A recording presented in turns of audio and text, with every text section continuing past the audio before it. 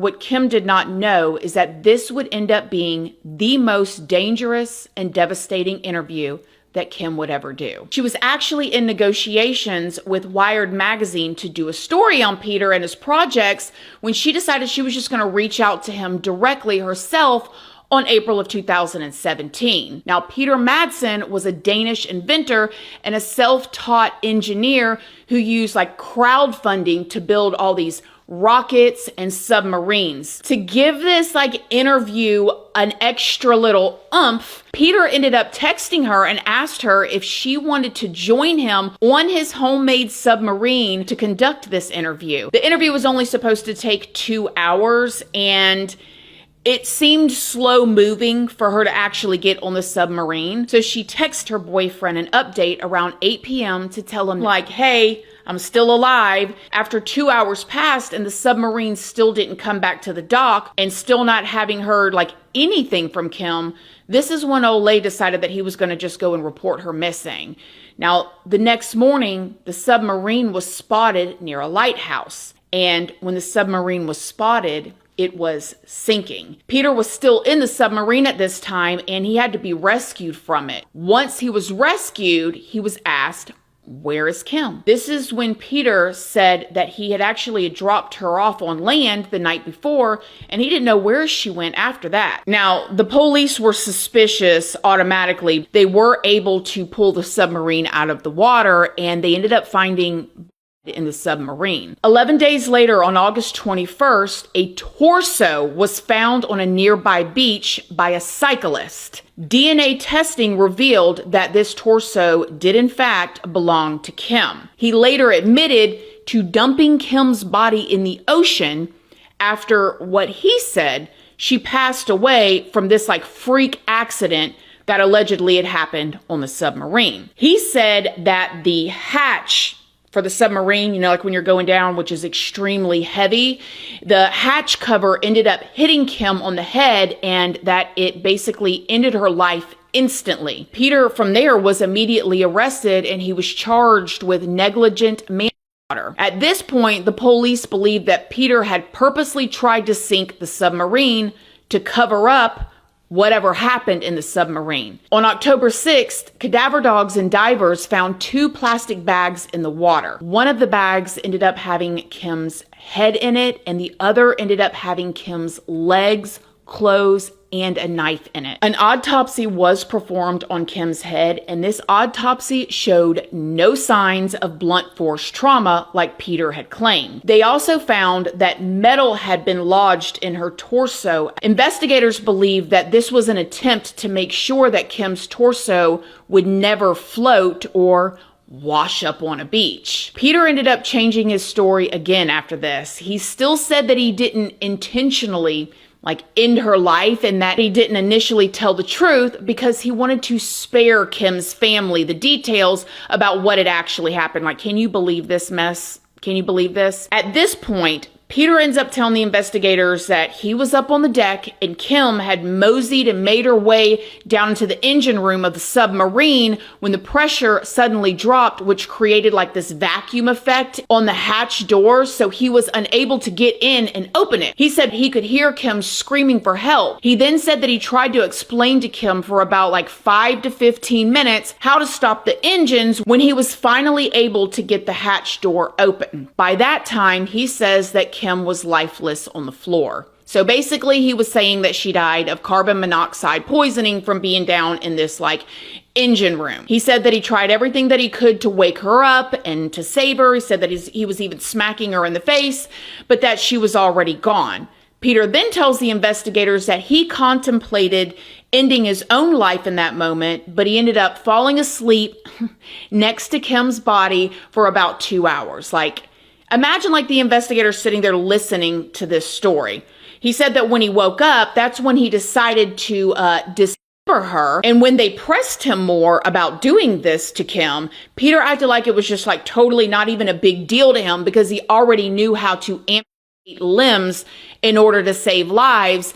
And Kim had already passed away at this point. And he said, man, it just happened so fast. I'm trained and have knowledge in doing, and so I just figured that this was the best thing to do. And as they looked further into Peter, this is when they learned that Peter's friends had been really worried about him for a long time. They said that they'd noticed like all these troubling changes, and as Peter's wealth and like popularity grew, they were seeing a very different side of Peter.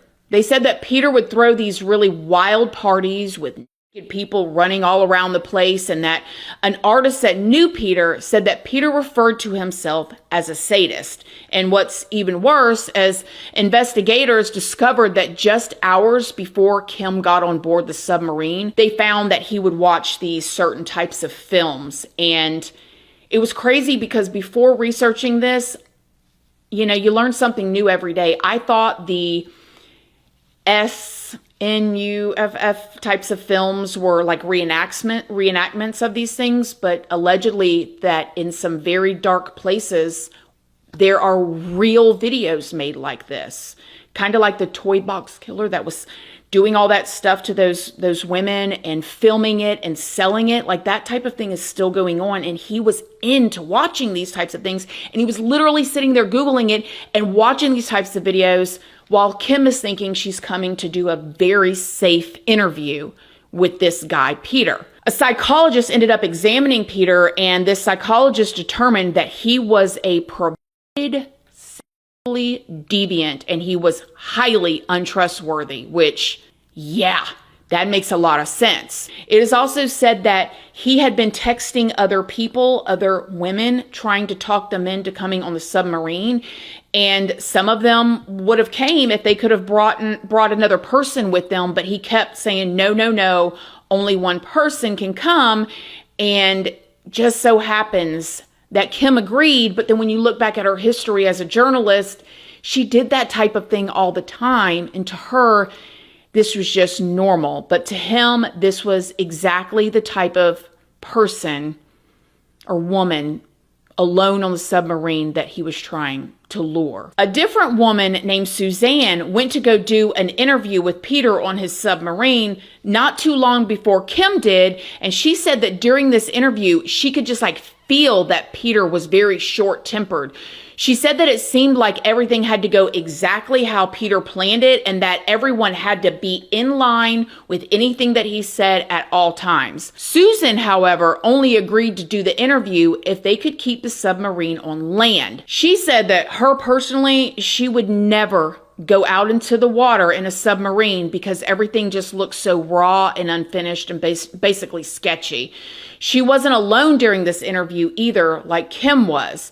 Suzanne had brought a photographer with her, and in all honesty, who knows what would have happened if she hadn't. On January 16th of 2018, Peter's charges were officially upped to premeditated murder, indecent handling of a corpse, and aggravated SA. Peter ended up being found guilty of all three charges, and he was sentenced to life in prison. The prosecution alleged that Peter basically just tortured Kim before ending her life, and then he did all of this stuff to her after she was already gone. In August of 2018, Peter actually ended up being admitted to a hospital after he was attacked by another inmate that was only 18 years old. So this 18-year-old inmate whooped him so bad that he ended up being admitted to the hospital.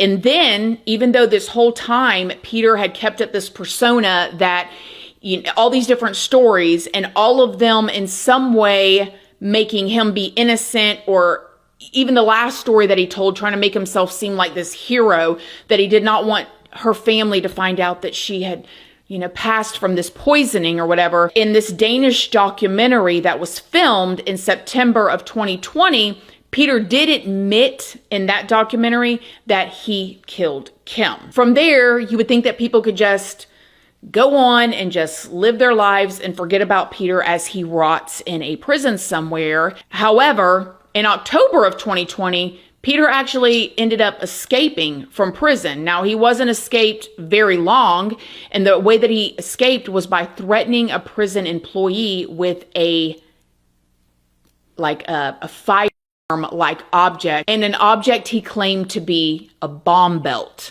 So you got this guy who's been creating all of these like submarines and rockets, and now he's in prison and he's made something that looks like a firearm and a bomb belt.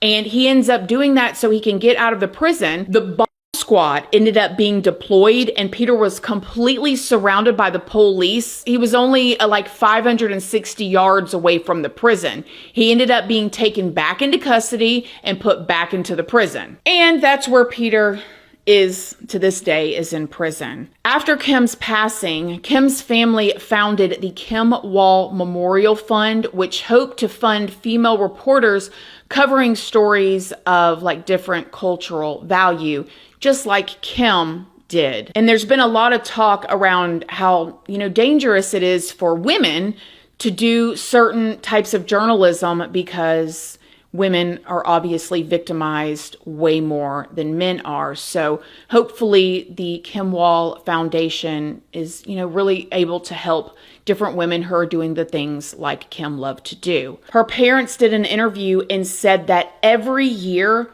since 1988, when Kim was just 1 year old and when their mother was actually pregnant with her little brother, they took a picture out in the backyard in front of that home every single year. So they literally took this picture the day before she went to go and do that interview on the submarine. Now imagine her mother, like, thank God. And she had no idea that the very next day she would get on that submarine. She would never see her again. Wow. Other than that, I love you guys. Thank you so much for watching this video, and I will see y'all in the next one. Bye.